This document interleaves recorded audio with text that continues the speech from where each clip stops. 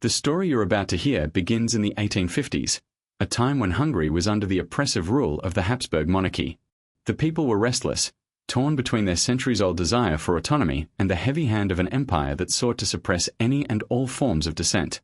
It was a time of upheaval, rebellion, and quiet whispers of revolution. Amidst this turbulence, one family, seemingly as ordinary as any other, became the target of a most extraordinary action.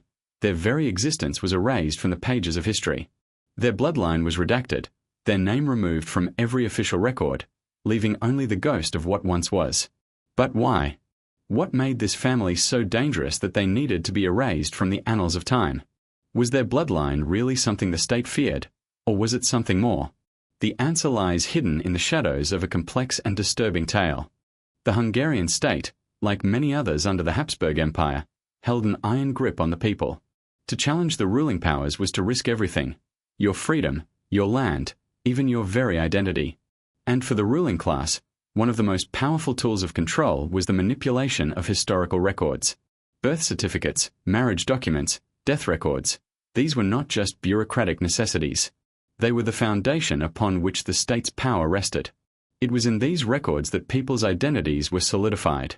The state was not merely an external force in people's lives. It had the power to define who you were and who you could become. To erase a family from the official narrative was to make them invisible, to deny them the right to claim their history, their ancestry, and, ultimately, their place in society.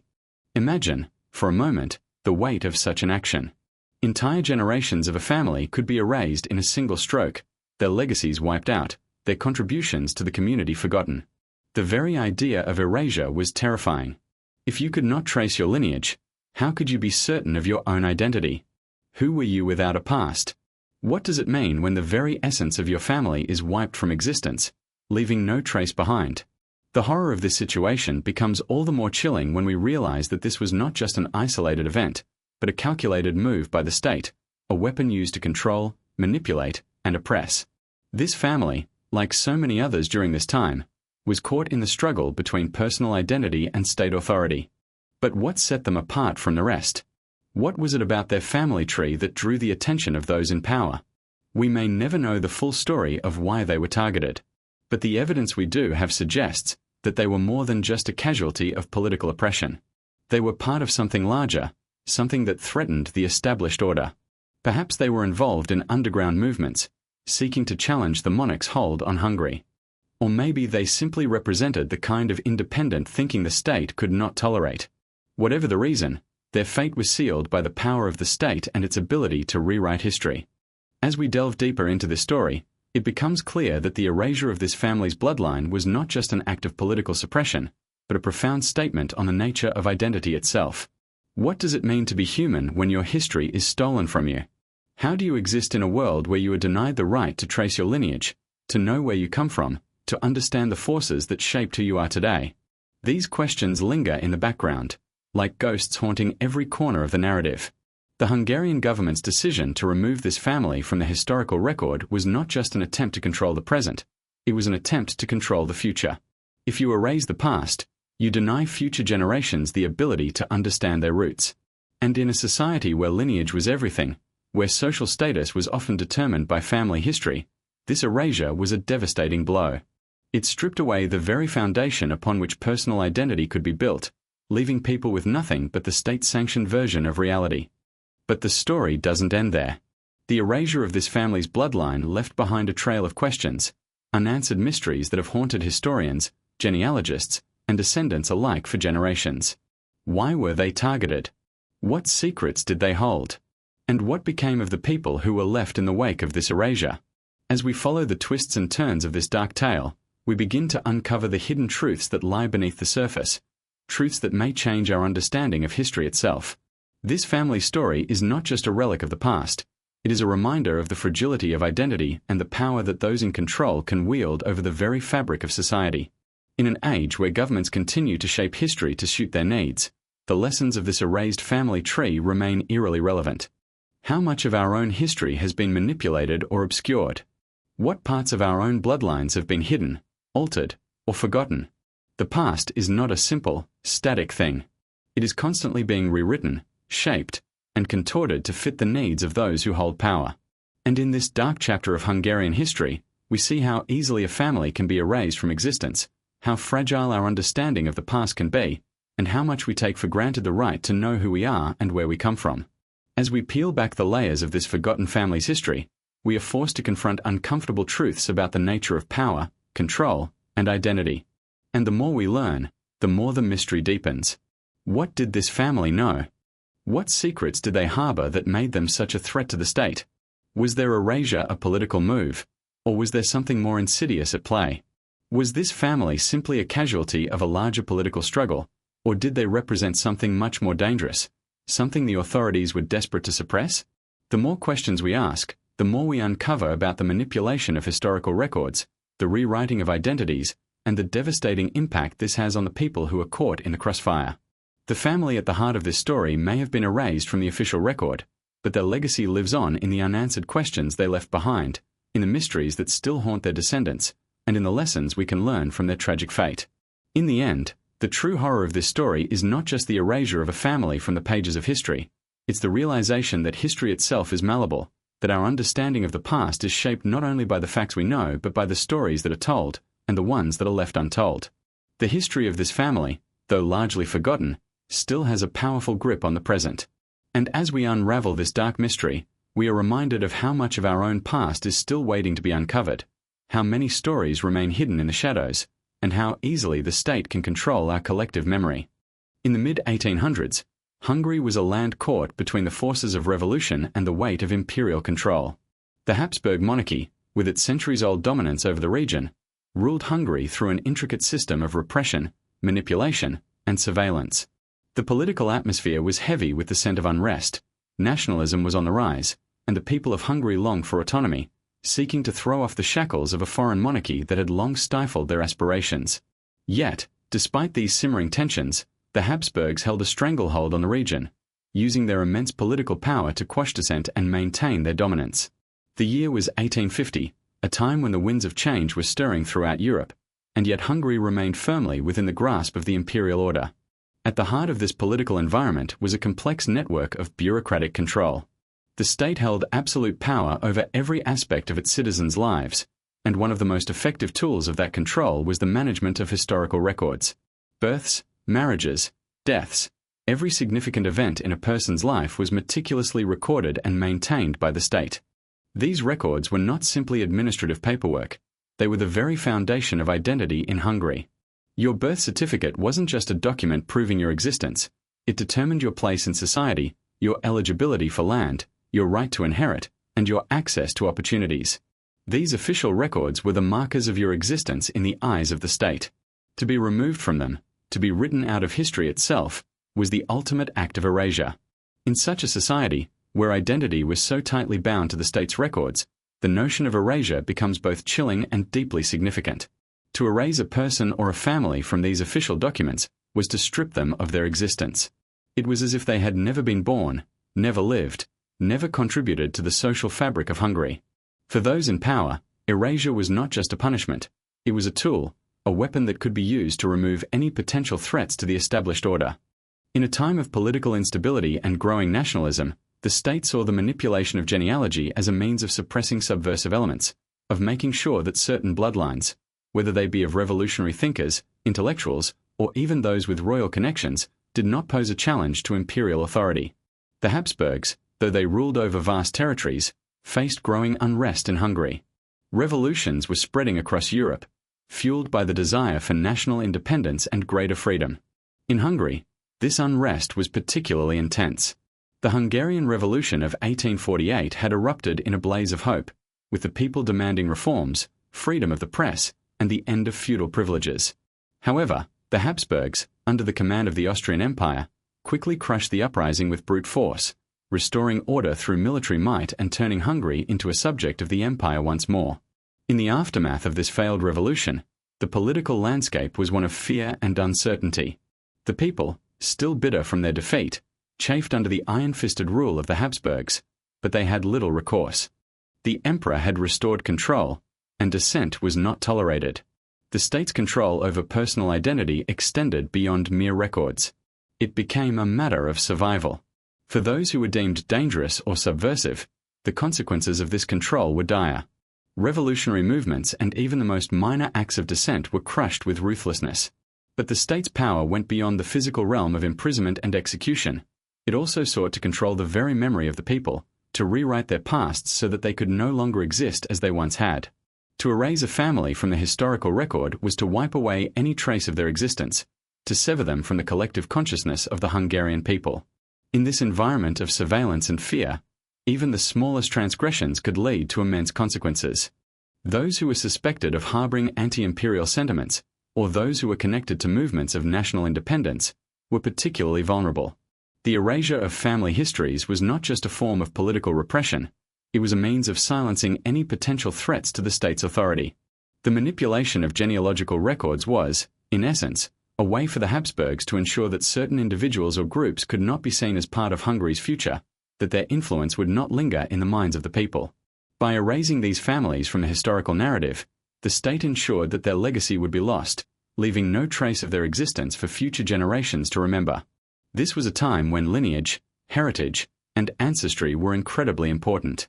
In Hungary, like much of Europe at the time, social status and political power were often determined by one's family background. Families of noble descent enjoyed privileges and rights that were denied to others. And for the ruling Habsburgs, ensuring that the right bloodlines were elevated while others were suppressed was vital to maintaining their power. The manipulation of genealogical records was a tool to control this hierarchy. The state decided who mattered and who didn't, who would be remembered and who would be forgotten. And yet, the very act of erasure wasn't entirely foolproof. While the government worked to systematically eliminate traces of these families, there were always whispers in the shadows, stories passed down through generations, fragments of the past that refused to be forgotten. People in rural towns, in villages, and in small communities held onto these memories, carrying the stories of lost bloodlines like precious relics. They knew who the erased families were, even if their names no longer appeared in the official documents. These remnants of history lived on in the memories of the people, even if the state sought to bury them. The manipulation of family histories also had a deeper, more insidious purpose. It was not just about erasing inconvenient truths, it was about controlling how people saw themselves and how they connected with each other. If a family's history could be erased, their sense of identity could be shattered. If people could no longer trace their roots or understand the history of their ancestors, they could be made to feel as if they were nobody. In a society that placed such importance on lineage, this was a deeply destabilizing force. It robbed people of the sense of continuity, of belonging to something larger than themselves. It made them question their place in the world. This is the broader context in which we must understand the erasure of the family at the center of this mystery. The Habsburgs' effort to control the historical record was not just about eliminating political threats, it was about maintaining control over the narrative of the Hungarian people, over the identity of the nation itself. The state's manipulation of genealogy was a way of ensuring that certain families, those with revolutionary or nationalistic ties, would have no place in the future. By erasing these families, the government sought to rewrite the story of Hungary, to eliminate any trace of resistance, and to mold the people into a single, obedient collective. In this time of upheaval, the stakes were high. Every family, every individual, had the potential to change the course of history. And for those families who were erased, their stories became casualties of a larger, more terrifying struggle for control over the past, present, and future of Hungary.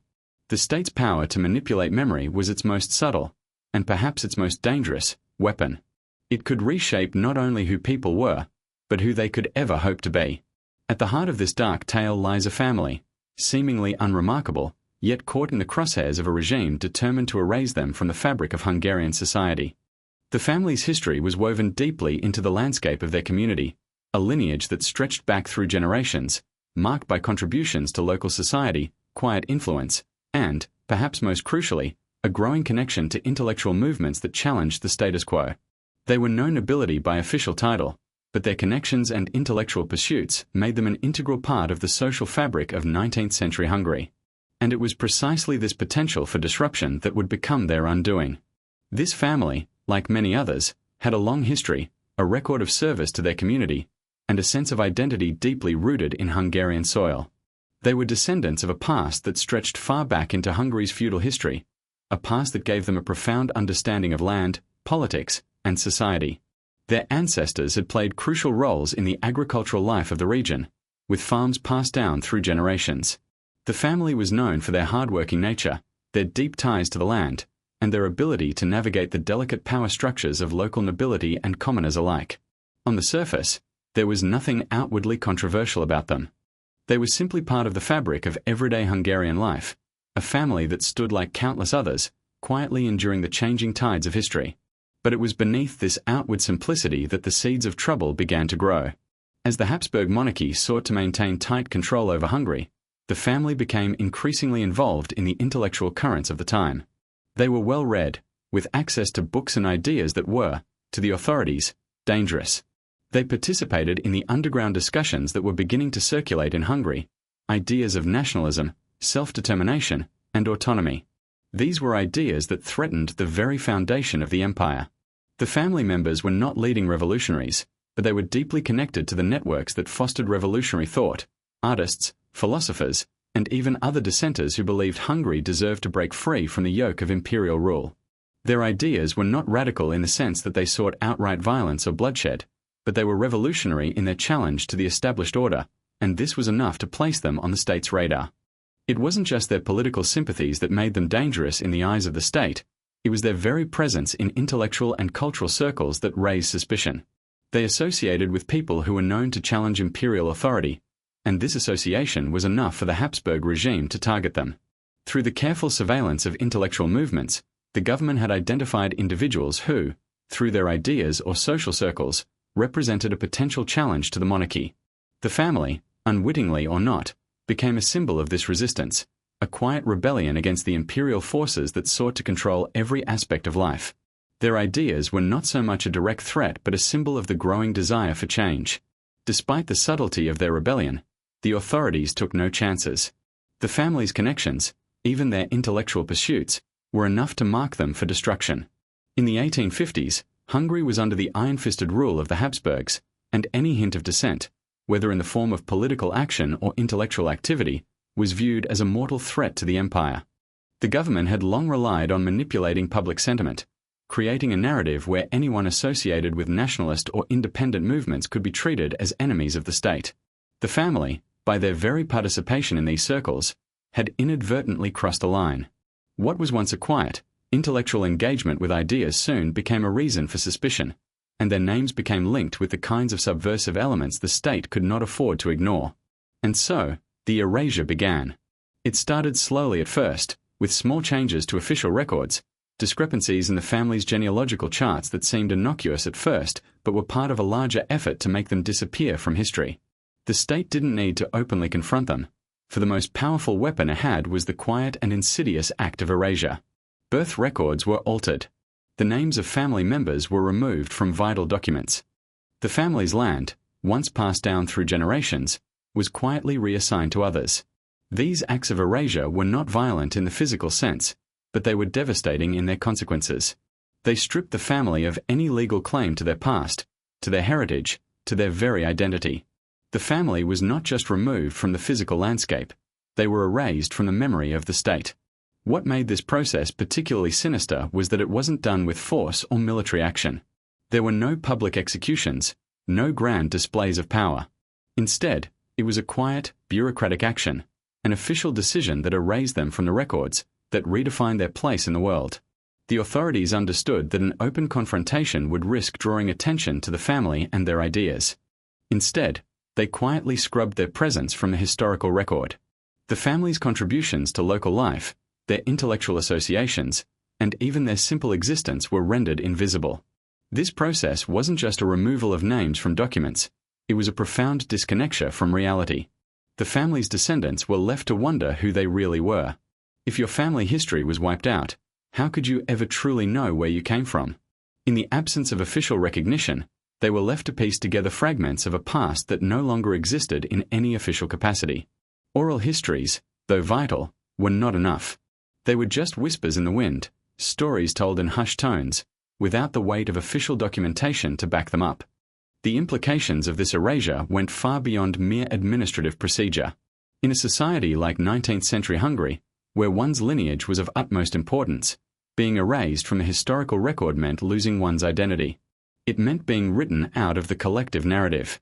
For the family, this erasure was not just a bureaucratic error, it was a trauma. Their identity, their history, and their sense of self were all ripped away in an instant. And while the authorities believed they had succeeded in erasing their legacy, the truth was far more complicated. The family's bloodline, though hidden from the official records, could not be so easily erased from the hearts and minds of those who remembered them. The legacy of this family's erasure lived on in the stories passed down by those who still remembered them. The local community, while intimidated by the powers of the state, held on to their knowledge of the family's past. Over time, these stories took on a mythic quality, becoming a symbol of resistance to the oppressive forces that sought to control not just the present, but the past.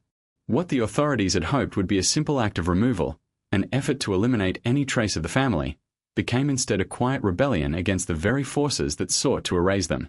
For the family's descendants, the task of reclaiming their history was daunting. They had to navigate a landscape where their very existence had been denied, a landscape in which the state had rewritten their past. They had to reconstruct their family tree from fragments, from pieces of forgotten documents and whispered tales. They had to piece together a sense of identity that had been scattered and hidden from view. And yet, even as the state had erased their official existence, the memory of who they were remained, carried by those who knew the truth, carried by the blood that ran through their veins. The family may have been erased from the records, but they were far from forgotten. Their story, though buried, was still waiting to be told. The act of erasure, so subtle yet so profound, unfolded in a manner that was calculated, meticulous, and terrifying in its precision. The Hungarian state, with its well-oiled bureaucracy, did not resort to open violence or dramatic public purges. Instead, it used its greatest weapon, control over records, history, and identity. At first glance, the alterations appeared minor, almost innocuous. Small discrepancies in genealogical records, slight modifications to official documents. Yet, as the authorities wove their web of control, each change became a thread pulling the family deeper into the void of forgotten history. The quiet destruction of their identity was not just an act of political control, it was a systematic, invisible violence against their very existence. The state's power lay in its ability to manipulate the past. In a world where one's status and place in society were deeply tied to birth records, land ownership, and family lineage, the destruction of these documents was a forceful act of obliteration. The first step in the family's erasure was to remove them from the most essential records, birth certificates. Officially, this meant they no longer existed, their names wiped from the books, their origins uncertain. But erasing the names was only the beginning. The state understood that erasure had to be thorough to be effective. It wasn't just about striking names from one document, it was about removing the family's entire existence from the historical narrative. Land records were altered. Deeds that once tied them to generations of Hungarian soil disappeared. Their familial connections were severed, and the bonds that held them together, the evidence of their past, was dismantled. It was as if the family had never existed in the first place. The erasure was designed to leave no trace, no footprints, no evidence that they had ever contributed to the community, to the land, or to Hungary itself. This act of redaction was both a bureaucratic maneuver and a psychological one. By erasing the family from the records, the state effectively told everyone that they never mattered, that they had never existed. The psychological effect of this kind of erasure was devastating. To be denied a past is to be denied your place in the world. If the state could manipulate history in this way, how could anyone be certain of their own identity? For the family, this was more than just a political action. It was an assault on their very selfhood, their sense of belonging, and their right to exist within the narrative of their country. It wasn't enough for the state to merely imprison or exile them. The ultimate punishment was to make them invisible, to rewrite history and render them mere shadows in the eyes of the public. The government's methods were designed to leave no obvious signs of interference. In a way, this made the act of erasure even more sinister. It was as if the family had never existed in the first place, so seamlessly had their records been altered. These were not overt executions, nor were they public shows of power. There was no blood spilled in the streets, no dramatic declarations to the people that this family was a threat and had to be removed. Instead, the act of erasure was quiet and insidious, carried out in the dim corridors of bureaucratic offices, on paper that would never see the light of day. The family's descendants would come to realize that the very act of existence, their birthright as Hungarians, had been stolen from them in a way that no physical violence could match.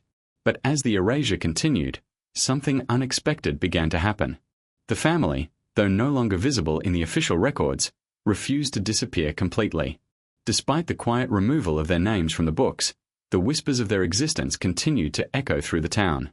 These were not loud declarations or protests, but quiet murmurs passed between generations. The elderly in the villages remembered the family's ancestors, and though the documents were missing, the stories survived. Their legacy was carried by those who still held on to the truth, who remembered the family's contribution to the community, who refused to let the state's rewriting of history erase the reality of their past. The erasure of the family from official records was not a total victory for the state. The people, the community, the very land itself, held on to the memory of this family and the roles they had played. Despite the official silence, these whispers became an underground movement of their own. For the descendants of the erased family, the process of reclaiming their history became both a personal and collective mission.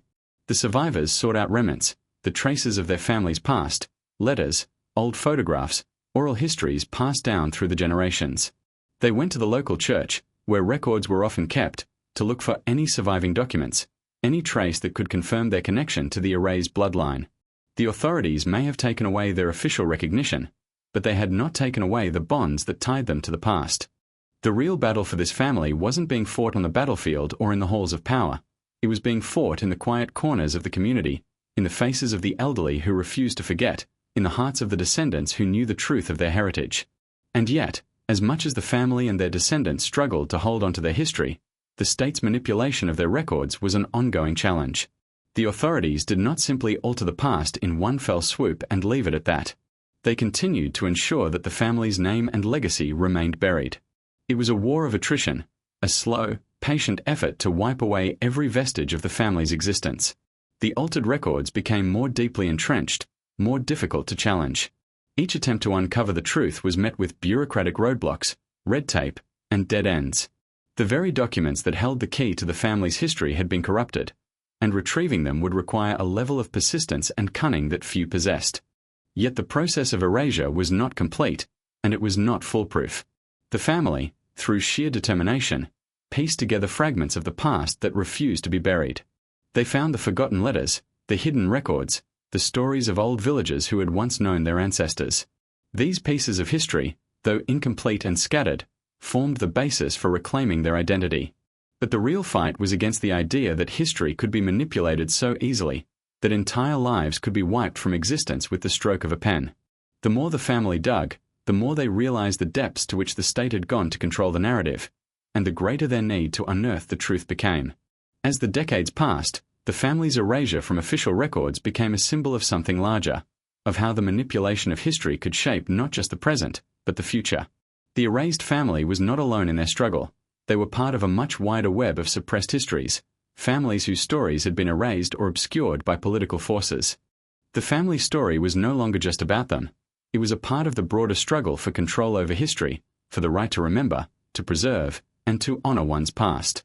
The state's attempt to erase them may have succeeded in wiping their official records clean, but it could not erase the fact that they had once existed, that they had once contributed to the life of Hungary, that their legacy was still alive in the hearts of the people.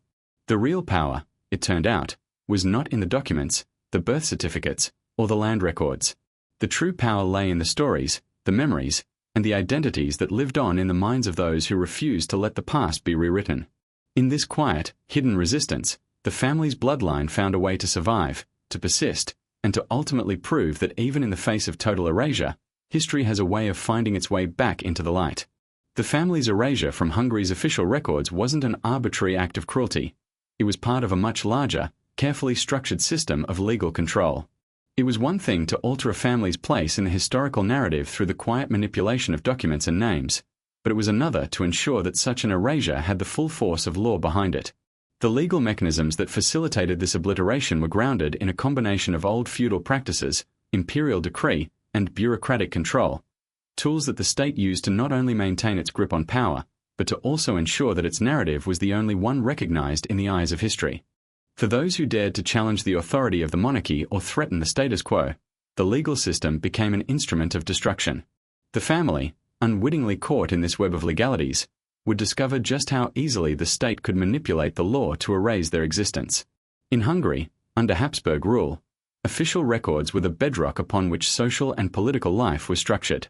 Legal identity was bound to one's official status, and a person's entire existence was defined by these documents: birth certificates, marriage licenses, property deeds, tax records. These documents were far more than mere forms. They were the primary means by which people were recognized in the eyes of the state.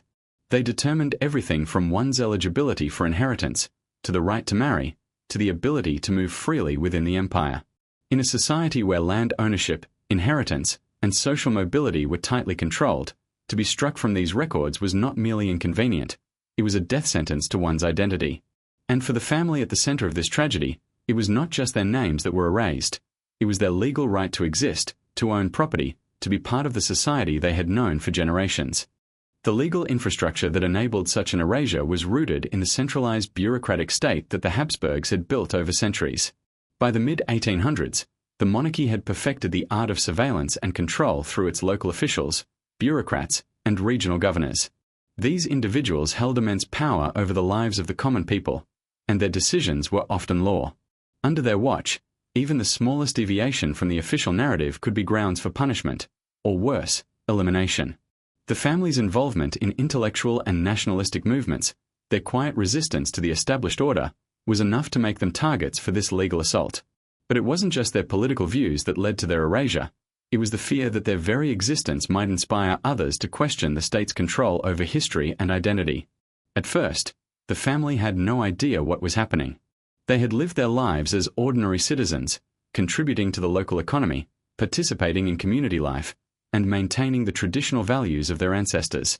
It wasn't until they sought to establish the legitimacy of their lineage that they realized something was terribly wrong. When they began to request birth records, land deeds, and other essential documents, they found that the paper trail that should have led them back through generations had mysteriously vanished. The records they sought no longer existed, or worse, they had been altered, falsified, or completely erased. It wasn't just a few missing papers. It was as if an entire section of their history had been deliberately wiped from the face of the earth.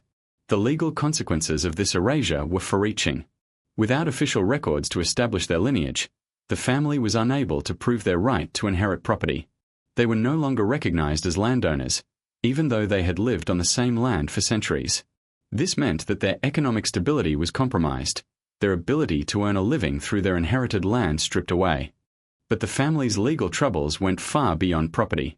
Without recognized birth certificates or family records, they were essentially outsiders in their own country. They could no longer claim their place in Hungarian society. Marriage, a cornerstone of social standing and respectability, became an impossibility for younger members of the family, as no one would accept their union without the legally required documentation.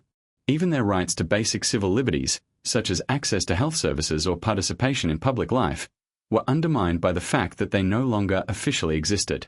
The bureaucracy that carried out this erasure worked with a frightening efficiency. The family's attempts to reverse the process were met with stone walls of resistance. When they went to local authorities to inquire about their missing records, they were told that there were no records to be found. When they sought help from higher authorities, they were given the runaround. Officials in one department referred them to another, and no one seemed willing to take responsibility for the disappearance of their identity. It was as if the state had not only erased their existence from history, but had made it impossible for them to prove that they had ever existed in the first place. The legal process became a labyrinth, with the family trapped in a cycle of dead ends, facing legal intimidation and frustration at every turn. The more they pushed to restore their place in society, the more they were met with silence, and the more they felt the chilling hand of the state tightening around them. The law, in this case, became a tool of repression rather than justice. The family's legal challenges were not framed as a quest for truth or the restoration of their rights, but as an affront to the state's ability to control the historical narrative. In the eyes of the Habsburgs, the family's very existence was a threat to the order they had worked so hard to establish. To allow them to reclaim their rightful place in society would have been to admit that the state's control over history and identity was not absolute. The legal system, therefore, became a weapon of silence. It allowed the state to bury the family's past under layers of bureaucratic obfuscation, to make them invisible not just in the eyes of the law, but in the eyes of the public. One of the most insidious aspects of this legal erasure was how it compounded the trauma of the family. The act of being erased from official records was not just an administrative inconvenience, it was a profound psychological wound. It tore apart the very fabric of their identity. For generations, this family had been anchored to their land, to their community, and to their heritage.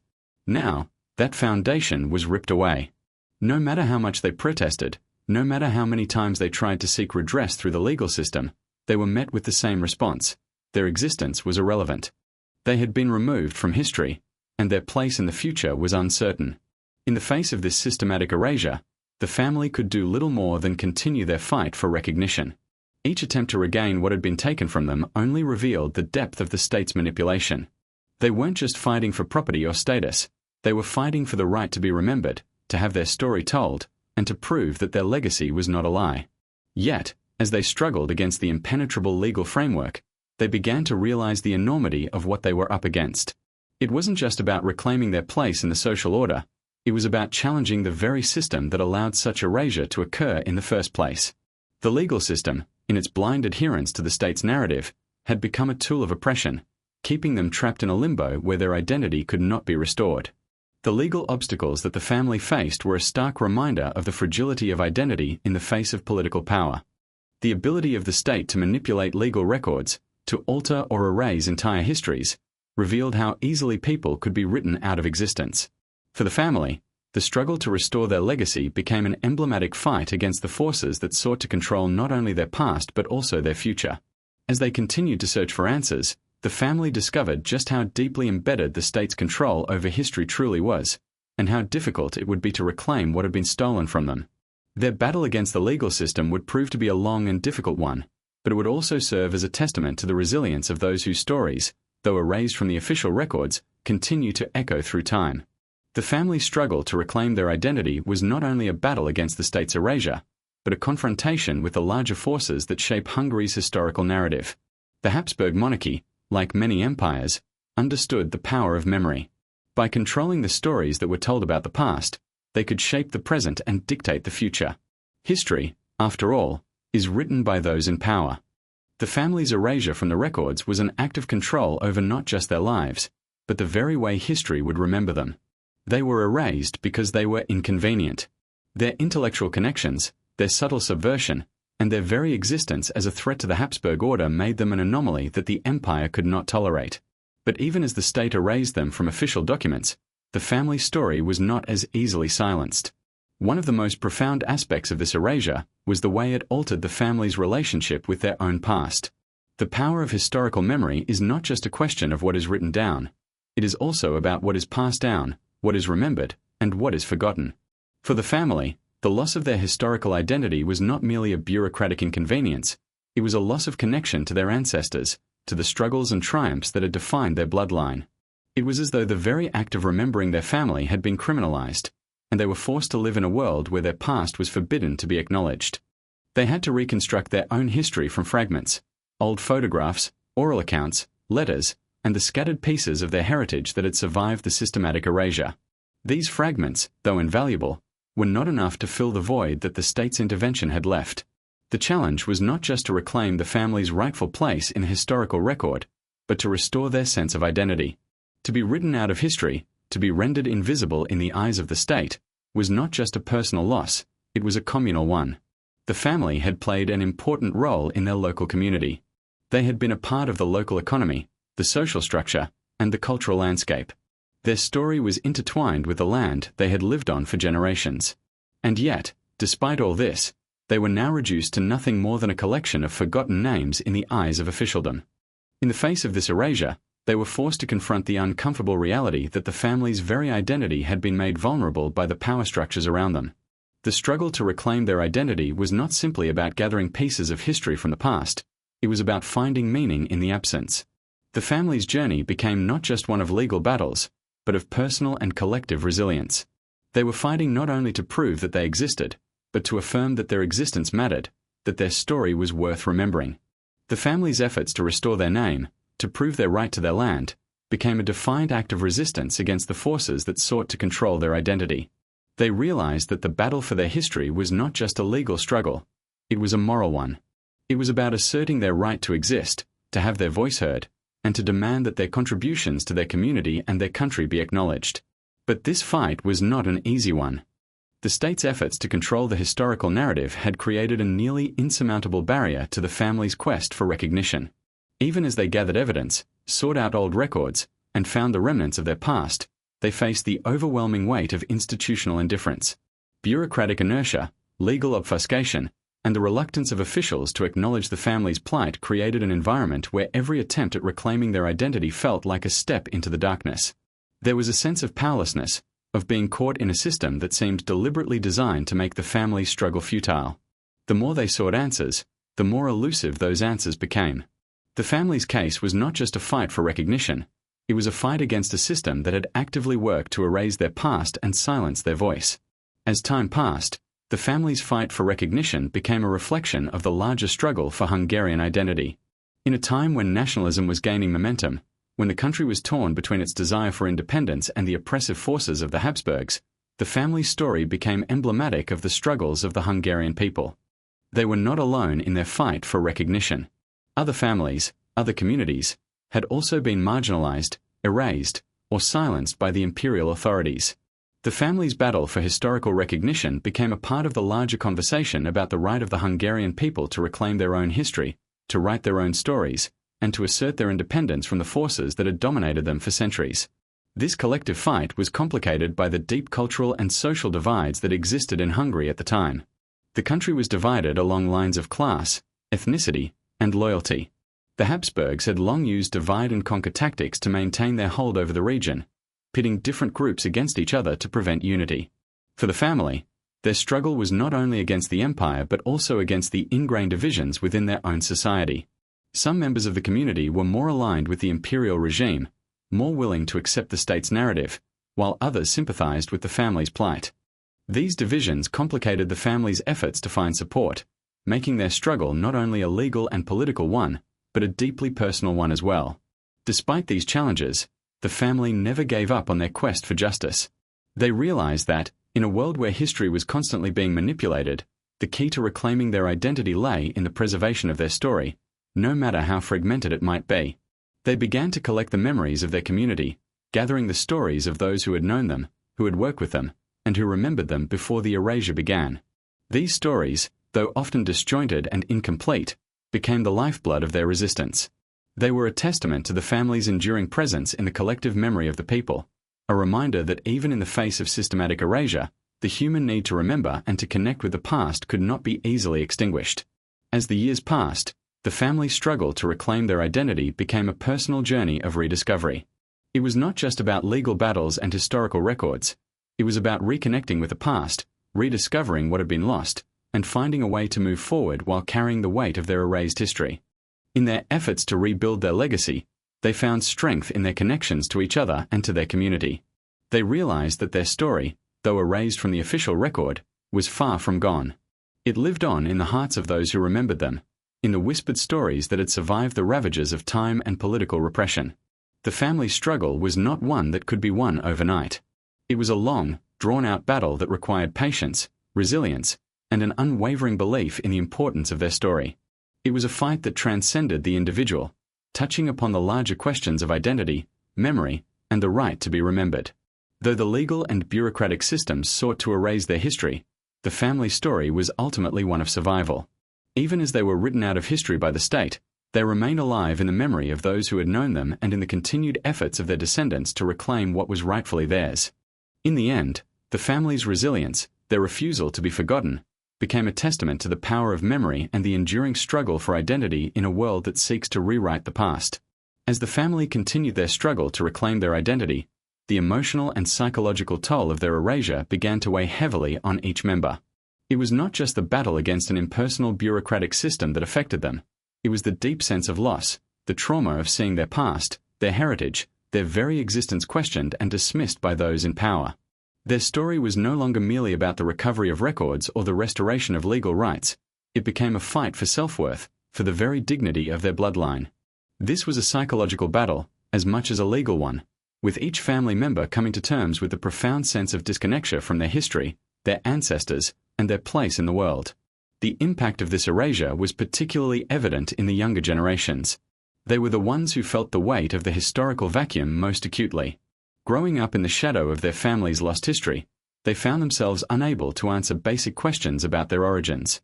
They would ask their parents about their ancestors, but the answers they received were either vague or conflicting. It was as though their family's past had been reduced to a series of blank spaces, each one filled with nothingness.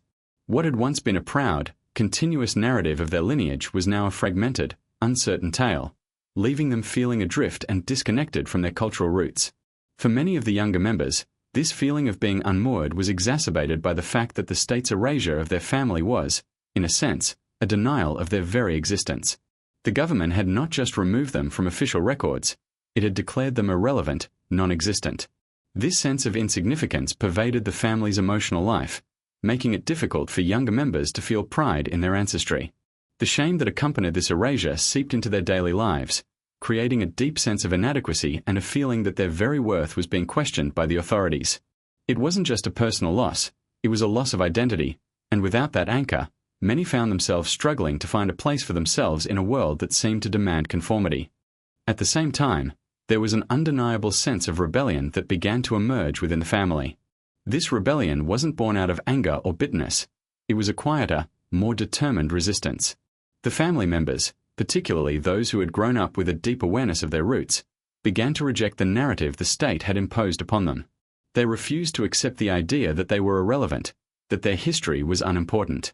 In the face of the state's attempt to rewrite their story, they turned to the only thing they had left, their own memories and experiences. These memories, though fragmented, became an act of defiance, a way of asserting their presence in a world that sought to erase them. In the process, the family also began to reconnect with their community. Even though the authorities had attempted to sever their ties to the land and to the people they had known for generations, the family's bond with their neighbors and friends remained strong. These ties became a lifeline, a means of reclaiming their identity in the face of state-imposed silence. People in the community remembered the family's contribution to local life, their work, their charity, their presence in the social fabric of the region. This communal support was invaluable, not just in a practical sense, but in a deeply emotional way. The family was reminded that, despite the state's efforts to erase them, they had not been forgotten by those who truly mattered. The restoration of their identity, then, became a collective endeavor. It was not just the family's fight, it was a fight that involved friends, allies, and sympathetic members of the community. It was the recognition that the family's story was not solely defined by the state's official records, but by the people who remembered them, the people who knew them, and the people who refused to let their story die. Through word of mouth, through old photographs, and through the testimony of those who had known them, the family began to rebuild the narrative that the state had tried to erase. These pieces of history, once thought lost, began to form a new story, one that would not be wiped out by bureaucratic fiat, but one that would continue to live on in the hearts and minds of those who had loved them. Yet, even as they reclaimed their identity in the eyes of their community, the family understood that the legal battle was far from over. The state had been systematic in its attempts to erase them, and the legal and bureaucratic barriers to reclaiming their status were still formidable.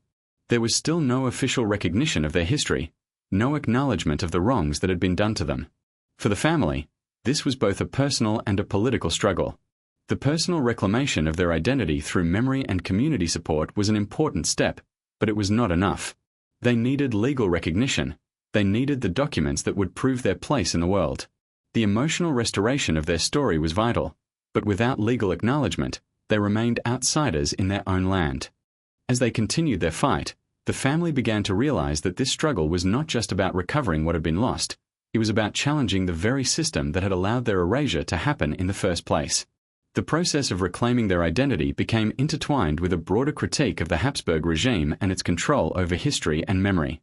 The family had been targeted not just because of their intellectual sympathies or their involvement in nationalist movements, but because they represented a threat to the state's monopoly on historical narrative.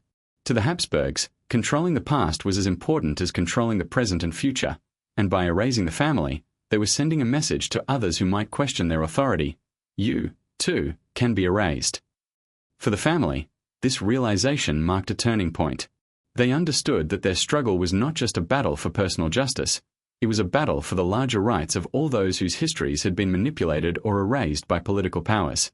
Their case, though personal, was part of a much larger struggle for freedom of memory and history. They were not just fighting for their own recognition, They were fighting for the recognition of all those who had been silenced by the forces of imperial control. In this context, the family's journey of reclamation took on a new significance. It became a symbol of resistance against the erasure of identity, a fight for the right to be remembered, and for the right to own one's own history. The family's refusal to accept their erasure, their determination to fight for their place in the historical narrative, became a testament to the enduring power of memory. Even in the face of state-sponsored efforts to rewrite history, the human desire to preserve, to remember, and to be seen could not be so easily extinguished. Through their efforts, they showed that history is not something that can be dictated by rulers or empires. It is something that lives in the hearts of those who remember and in the stories that are passed down through generations. And in that sense, the family struggle was not just a fight to reclaim their identity, it was a fight for the preservation of truth, for the restoration of history, and for the right to be remembered as part of the living tapestry of the nation's past. As the family's struggle to reclaim their identity grew more intense, the emotional and psychological aspects of their journey became even more complex. They were no longer just fighting for legal recognition or access to official documents, they were fighting for a sense of belonging, for the right to exist as they truly were. With each passing year, the weight of their erased history hung heavily on their shoulders, and the trauma of being written out of the official narrative became a pervasive force in their lives. The psychological toll was not only about the absence of records, it was the knowledge that their ancestors, their heritage, their very existence had been deemed unworthy of recognition by the state. The deeper they delved into their past, the more it became apparent that the state's erasure of their family was not simply an accident or oversight. It was a deliberate attempt to sever their ties to history, to undermine their sense of identity, and to erase the contributions they had made to Hungarian society. This loss of identity was particularly devastating for the family's elders. They had lived through the tumultuous history of Hungary, witnessed the shifts in power, and felt the rise and fall of political regimes. Their sense of self was built on a foundation of memories, of shared experiences, of a collective understanding of who they were and where they came from. Yet, as the state erased their family's past, this foundation began to crack. The elders found themselves confronting a cruel paradox. They had lived through history, had experienced it firsthand, yet their own place in that history was being stripped away. They no longer had the documents that proved their legitimacy or their right to claim their land, their family's legacy. It was as if, with the disappearance of the official records, their memories, their experiences, had been invalidated. The deep psychological impact of this was not only the loss of their personal history but also the crushing realization that they were now, in the eyes of the state, nothing more than invisible, forgotten people. As the family's emotional battle raged on, it became clear that their fight was not only a personal one, it was a collective struggle that extended beyond the family itself. They were fighting not just to reclaim their own place in history, but to assert the right of all those who had been marginalized, erased, or silenced by political regimes. The family's experience of being written out of the records mirrored the experiences of many others who had been deemed inconvenient or undesirable by the powers that be. The Hungarian people, in particular, had endured centuries of political oppression, with different empires, monarchies, and foreign powers attempting to erase their national identity, rewrite their history, and undermine their sovereignty. In a way, the family struggle became emblematic of the broader national struggle for recognition and autonomy. They were not just reclaiming their family's past, they were standing in solidarity with the countless others whose stories had been hidden, forgotten, or deliberately erased by the forces of imperial power. This collective dimension to their fight gave the family a renewed sense of purpose. They realized that, though their individual battles were difficult, their struggle was part of a much larger, ongoing effort to assert the rights of the Hungarian people as a whole. The family's determination to preserve their legacy became a symbol of resilience in the face of systemic erasure. As they continued their efforts to find documentation, to connect with others who remembered them, they began to understand the significance of their struggle. They were not just fighting for their own recognition, they were fighting for the right of every Hungarian to be acknowledged, to have their history preserved, and to have their identity respected. In this sense, their personal battle for recognition became a powerful act of resistance against the political forces that sought to control history and silence those who threatened their narrative. Yet even with this collective purpose, the family's journey was far from easy. The bureaucratic system that had allowed their erasure was designed to be impenetrable, and each step they took toward reclaiming their place in the historical record was met with resistance. The documents they sought remained elusive, and each attempt to gain access to their family's history seemed to lead them into a maze of legal obstacles and official indifference. Every time they thought they had found a path forward, they were confronted with new roadblocks, missing records, lost documents, or officials who insisted that no such records ever existed. The deeper they dug, the more they realized just how systematically their family's history had been removed from the official narrative.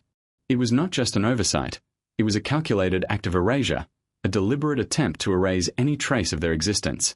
This legal and bureaucratic resistance was further compounded by the emotional toll of their ongoing struggle. Each failed attempt to uncover the truth, each roadblock, felt like another blow to their sense of identity. It was as though the state was not just denying them access to their history, it was denying their right to exist as they had once been. The deeper the family went into their search, the more they realized how profoundly the state had embedded its control over memory, history, and identity. Every document, every scrap of evidence that might have validated their claims, seemed to be locked away behind layers of red tape, guarded by officials who were either ignorant of the family's plight or actively complicit in their erasure. In the face of this, the family began to turn to other methods of resistance. They reached out to historians, to intellectuals, to those who were sympathetic to their cause. They sought out those who had expertise in the history of Hungary, in the intricate web of bureaucratic manipulation that had allowed such erasure to occur. They found allies in the academic world, in archivists and researchers who understood the importance of preserving historical records and who were willing to help them uncover the truth. These individuals became key to the family's effort to reclaim their identity, providing guidance, support, and expertise in navigating the complex bureaucratic landscape. With their help, the family was able to uncover forgotten records, reconstruct parts of their genealogical history, and challenge the official narrative that had sought to erase them.